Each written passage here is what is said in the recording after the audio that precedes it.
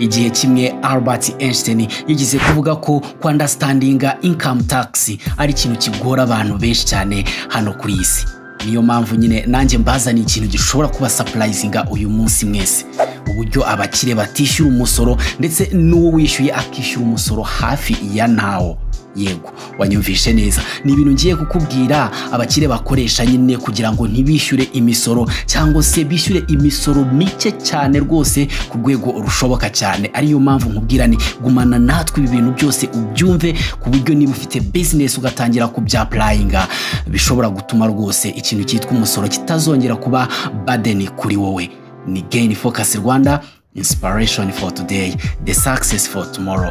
Twihuse kanda like na subscribe maze nite nkubwira ikintu cyambere. Ikintu cyambere, they invest everything. Abakire amafaranga yabo yose buri kantu kose barakinvestinga. Nukuvuga ngo nago bajya batuma amafaranga yabo yicara, ahubwo inyungu yose barongera bakayishyira muri business. Ibi nukubera ko amafaranga cyangwa se inyungu yongeye igashyirwa muri business itajya icibwa imisoro cyangwa se itajya ishyirwaho tax. Iki nicyo kituma company menshi growing fast, company menshi akura vuba vuba ndetse ba nyiri business rwose ubukungu bwabo n'ubukire bwabo bukakomeza bwiyongera cyane ku muvuduko uteye ubwoba kandi batishyura umusoro n'umwe. Ibi barabikora maze igihe cyo kudekarara imisoro nyine bakadekarara imisoro mikeya kubera ko inyungu ni nkeya nyine, inyungu nyinshi barongeye bayishyira muri business yabo. Icya kabiri, their business owns everything. Business nizo ziba zigomba kwishyura buri kimwe cyose. Nukuvuga ngo abakire batuma business zishyura buri expense niyo kaba kantu gatoya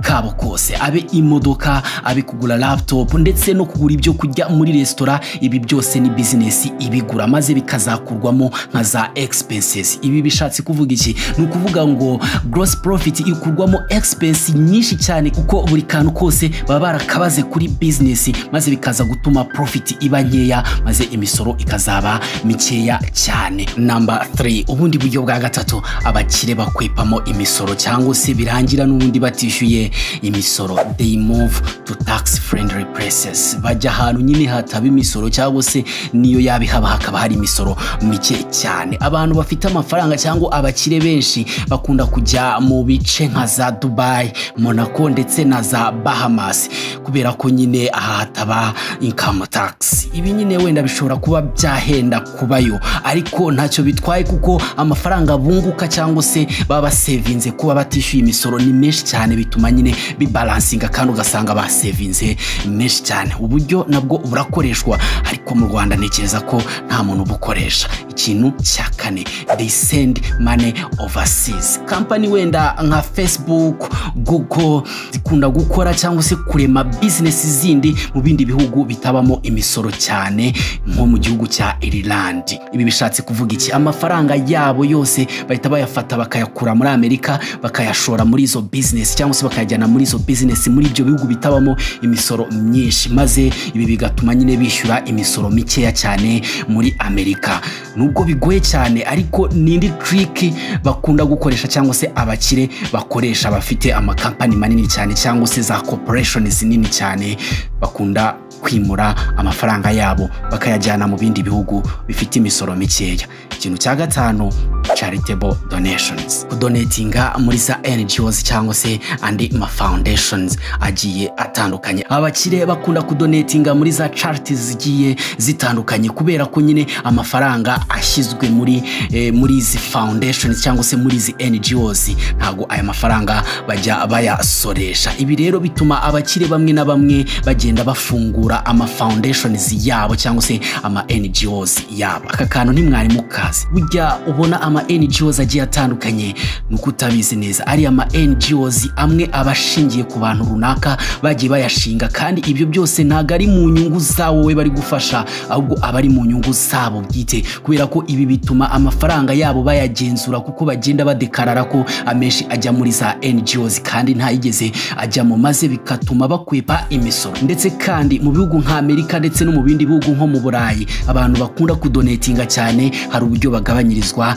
imisoro. imisoro. Ni ukuvuga ngo rero ibi nabyo ni imwe muri trike abakire bakoresha nyine mu gukwepa imisoro, aho baba bizeye neza ko nibashinga foundations cyangwa se badonatinga mu ma NGOs bibuze gutuma amafaranga yabo aba ari safe mu buryo bwo kwishyura imisoro, kubera ko babikora nyine mu buryo bizeye ko amafaranga yabo baba bari afite in control. Ntabwo wari ubizi neza, ariko kuba hari NGOs nyinshi cyane cyane muri Afrika ntabwo ari impuhwe z'abatanga donations, ahubwo ni mu nyungu zabo bwite, nuko twe tutajya tubimenya. Ubu ni uburyo bumwe bukoreshwa mu gukwepa imisoro. Uburyo bwa nyuma mu byo twabageneye uburyo abakire nyine bakwepamo imisoro cyangwa se batishyuramo imisoro ni life insurance as an investment. Ni ukuvuga ngo ni ugushyira amafaranga yabo muri za insurance, ariko ayo mafaranga n'ubundi aba ameze nka za investment. Ni ukuvuga ngo mu bihugu bimwe na bimwe hari aho life insurance policies zituma nyine cyangwa se zemerera abakire b'investinga amafaranga yabo, kandi ayo mafaranga yabo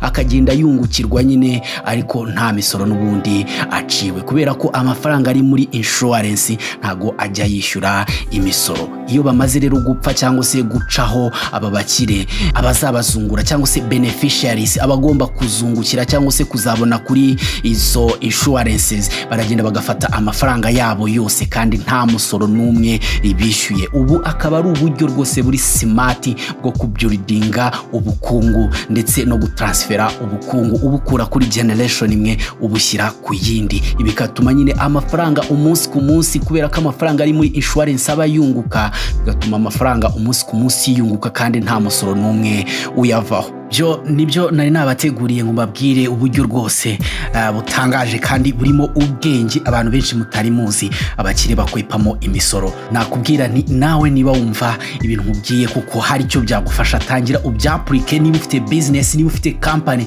tangira ubikoreshe, urebe kuntu company yawe igrowinga umunsi ku munsi, nyamara wareba ugasanga imisoro wishyura ni mike cyane. Ni Gain Focus Rwanda, inspiration for today, the success for tomorrow. Gukanda like, subscribe, share ndetse na comment. Niba wumva hari icyo wenda twazaganiraho muri video itaha, duhe comment ukitubwire dutegure content yacu. Ibihe byiza naho muri video ikurikira.